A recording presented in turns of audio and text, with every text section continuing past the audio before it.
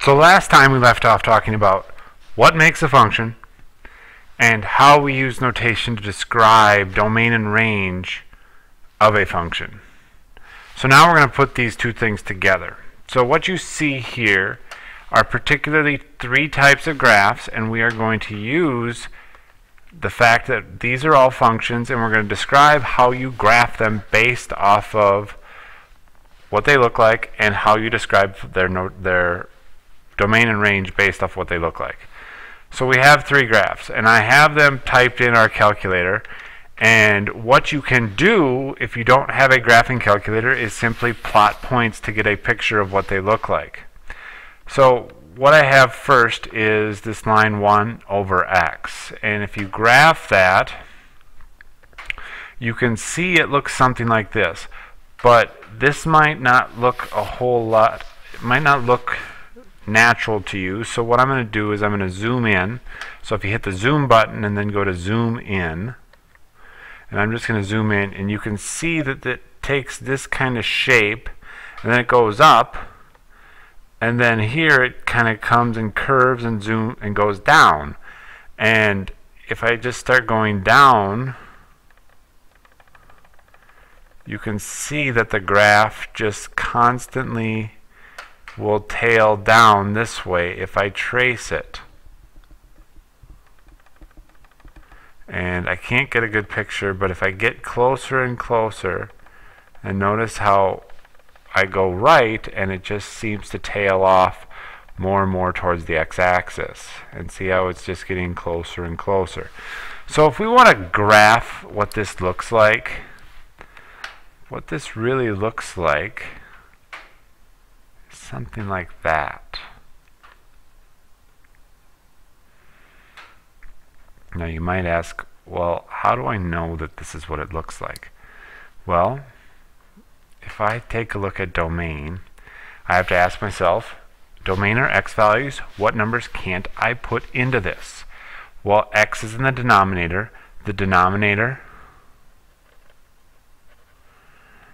can't equal 0. So every number I can put in there and I can divide by, I can take 1 and divide by every single number except 0. So the domain, again, is the numbers you can plug into a function without getting an error. So it's everything but 0. So from negative infinity to 0, and then from 0 to positive infinity. Every number works. It works for negative 10, it works for negative 2, it works for negative a half, it works for pi, it works for 100, it works for 10, it works for 0.1 repeating, it works for any number except 0. For any x value, you're going to get a number back. Now, the range is hard because now you have to look at this the opposite way. You have to look at this and say, what y values get hit? Well, if you look at this, it seems to me that every single y value gets hit except for 1. Every y value is going to get hit except for this one, because you can't divide by something and get 0. 1 divided by something is always going to be a number except 0. So it's the exact same thing. The domain and range in this one are exactly the same. So the domain and the range for this, which is called the reciprocal function, are exactly the same. Now we look at this graph, or this function. So I go to the graphing calculator again, and I look at this one instead. So let's take a look at this one instead of the first one. And I'm going to go back to my standard viewing window. So this is what it looks like. It's not a nice flowing graph anymore. It looks like it has a starting point and a stopping point. So I'm going to zoom in on this and get a closer picture. And you're going to notice something when I zoom in.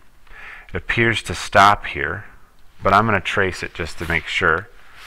So if I trace it, let's see what happens. See how it's just making a curve, and you would get these if you plotted points.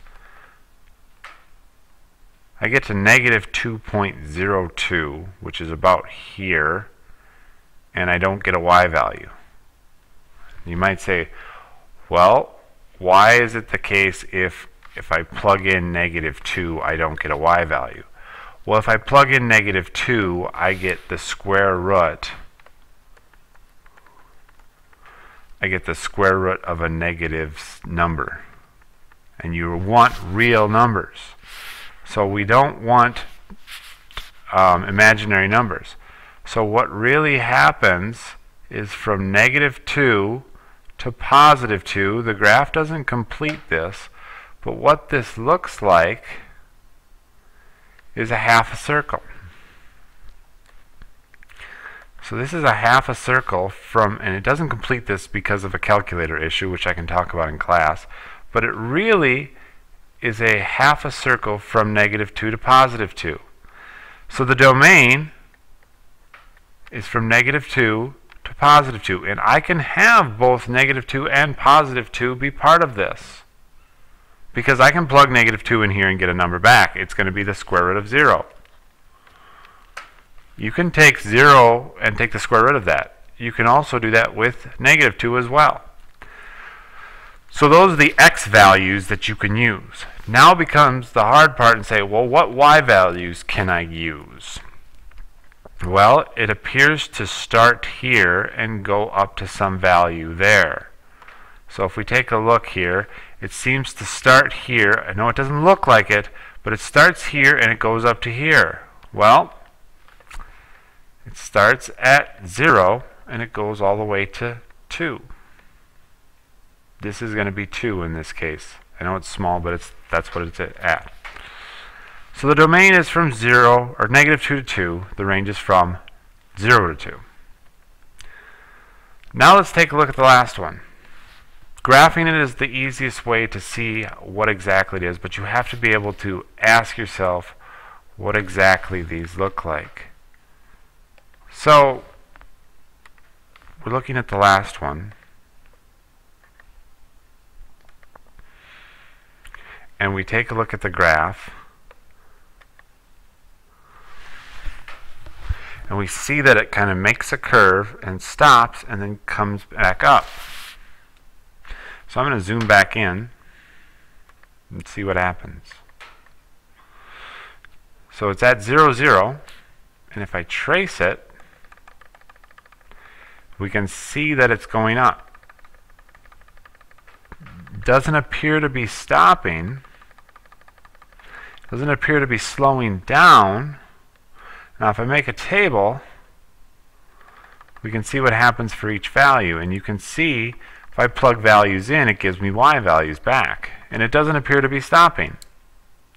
So if I look at the graph of this, what really is happening is this. So the domain, I can plug in all real numbers.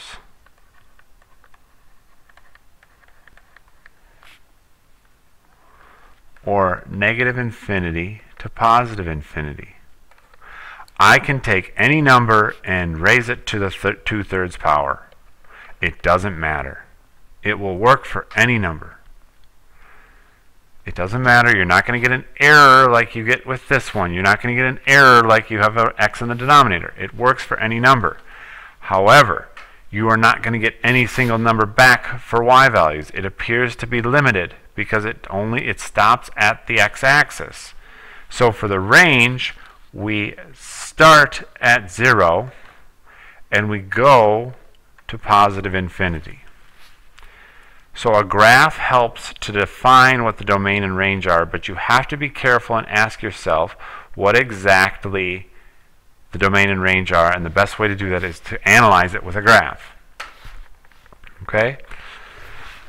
Now, functions have certain properties, and these are the properties that we're going to talk about from this, and then this will be the end of the video. Even functions are a specific type of function. Okay? An even function has this specific property, and you might say, well, what does that mean? All that means is that any number you plug in, its negative value is exactly the same. So any value you plug in, the opposite's the same thing. So if you have x squared, if I plug in 2, I get 4 because 2 squared is 4. But what happens if I plug in negative 2? I get 4. If I plug in 10, I get 100. If I plug in negative 10, I get 100. These are opposites of each other, and any opposite that I pick is exactly the same as the original number. Now, if you are ever asked to prove that something is an even function, here is how you do it. What you have to do is you have to show that anytime you pick the opposite, it's identical to the original number. So how would we do that? Well, what happens when you plug in the opposite? And you'll see how this looks. If I plug in the opposite of the number, I'm going to replace x. Instead of with x, I'm going to replace it with its opposite. So it looks something like this. Now, using properties of algebra, negative x times negative x is a positive x squared. And if we look at this, what we are left with after simplifying this whole thing is the exact same thing that we start with. The exact same thing both times here. This is the exact same thing that we started with both times. We are left with the exact same thing, no matter what. It's the exact same thing for both of these.